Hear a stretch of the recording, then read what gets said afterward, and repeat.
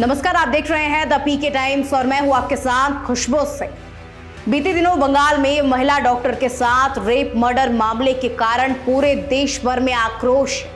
लोग महिलाओं के अधिकारों से लेकर उनकी आजादी की बात कर रहे हैं, उस पर चिंता जता रहे हैं। कहीं कानून सख्त करने की मांग हो रही है तो कहीं दोषियों पर त्वरित कार्यवाही को कहा जा रहा है। बंगाल से लेकर दिल्ली तक में लोग सड़कों पर हैं। ऐसा लग रहा है मानो हर कोई लड़कियों को आजाद देखना चाहता है। उनके खिलाफ कुछ भी गलत देखना उन्हें बर्दाश्त नहीं। जाहिर है हर लड़की समाज को इसी तरह अपने साथ खड़े हुए देखना चाहती है।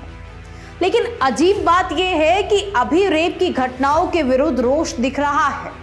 उस समाज में बलात्कार की घटनाएं होना अब भी बंद नहीं है।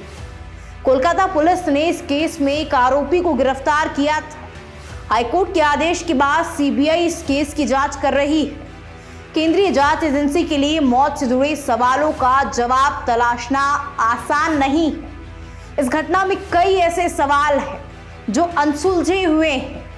ये हमला किसी बड़ी साजिश और आपराधिक नेटवर्क की ओर इशारा कर रही है। जब हत्या की परतें उधेड़ी जाएंगी तो एक डॉक्टर की मौत से अलग बड़े कारनामे भी सामने आ सकते हैं।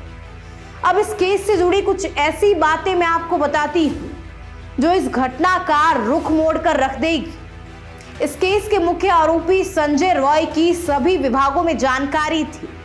उसे ड्यूटी रोस्टर की जानकारी थी। आरोपी इस घटना को अंजाम देने के बाद पुलिस बैरक्स में सोने के लिए चला जाता है। आप सोचिए एक बार, कितनी बड़ी घटना को अंजाम देने के बाद कोई पुलिस बैरक्स में जाके चैन की नींद कैसे सो सकता है? क्या आरोपी को कोलकाता की लॉ एंड ऑर्डर से कोई डर नहीं था? क्या आरोपी के साथ पुलिस की भी मिली भगती थी? सबसे बड़ा सवाल यह है कि ट्रेनी डॉक्टर 36 घंटे तक लगातार ड्यूटी कर रही थी। ड्यूटी करने के बाद रात 2 बजे डिनर करने के बाद वो स्टाफ रूम में ऊपर गई। फिर वो सेमिनार हॉल में कैसे पहुंच गई? उसे कौन ले गया? आरोपी संजय के साथ वो कैसे पहुंची?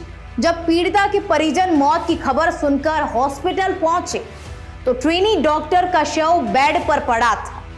उसका एक पैर बेड की तरफ और दूसरा 90 डिग्री पर नग्न हालत में पड़ा था। ऐसा तभी हो सकता है जब दोनों पैरों को पकड़कर दो तरफ से खींचा जाए। इसका मतलब साफ है कि हत्या में कई लोगों की संलिप्तता हो सकती है। ये अतिरिक्त लोग कौन हैं? उनका पता लगाना सीबीआई के लिए जरूरी होगा। पोस्टमार्टम रिपोर्ट का पूरा सच जानना भी जरूरी है। सीबीआई को सबसे पहले ये साफ करना होगा कि महिला ट्रेनी डॉक्टर के साथ रेप हुआ था या गैंगरेप। तो फिर गैंगरेप में कितने लोग शामिल थे? इस केस से जुड़े सबूत को मिटाने की शुरुआत तो उसी दिन हो गई थी जब ट्रेनी डॉक्टर के परिवारजनों को यह बताया गया कि मर्डर नहीं, सुसाइड है। और ऐसा नहीं है कि पश्चिम बंगाल में डॉक्टर्स के साथ ऐसी घटना पहली बार हुई है। साल भर पहले की यह घटना अगर मैं आपको याद दिलाऊं तो एक जूनियर डॉक्टर पर एक मरीज के परिजनों द्वारा हिंसक हमला किया गया था। इसमें टीएमसी के ही एक नेता की गिरफ्तारी भी हुई थी। उस कारण से राज्यव्यापी हड़ताल भी हुई थी। उस समय डॉक्टरों की सुरक्षा को लेकर राज्य सरकार ने कई वादे किए थे, लेकिन हकीकत में स्थिति में कोई खास सुधार नहीं दिखा।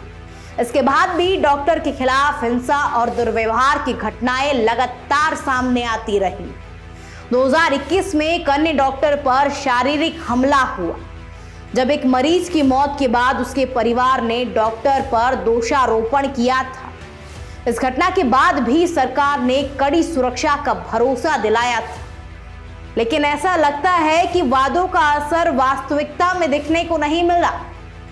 डॉक्टरों के खिलाफ अपराधों की जो संख्या है वो बढ़ती ही जा रही है।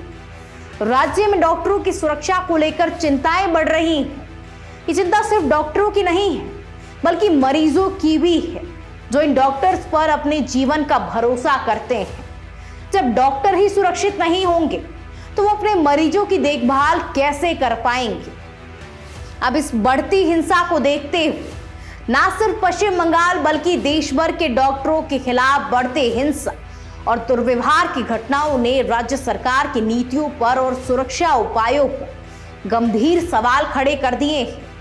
अगर इस दिशा में तत्काल कदम नहीं उठाए गए तो ये राज्य की चिकित्सा सेवाओं के लिए एक बड़ा संकट खड़ा कर सकता है।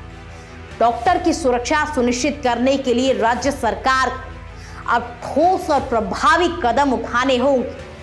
आप सोचिए कि शर्म की बात है कि हम उस समाज का हिस्सा है जहां न छोटी बच्ची सुरक्षित है और न स्कूल कॉलेज जाने वाली लड़कियां और ना ही घर में रहने वाली बुजुर्ग। महिलाओं पर यौन दुराचार के मामले पहले से भी ज्यादा बढ़ गए हैं और आगे भी बढ़ते रहेंगे। इसका कारण साफ है कि ऐसे मामलों को हैंडल करने की अप्रोच बहुत ज्यादा ढीली है, जो रवैया है वो बहुत ज्यादा ढीला है। इन पर जल्दी से कोई एक्शन ही नहीं लिया जाता है। आपकी क्या राय है? कमेंट सेक्शन में बताइएगा जरूर। तब तक जुड़े रहिए द पीके टाइम्स के साथ।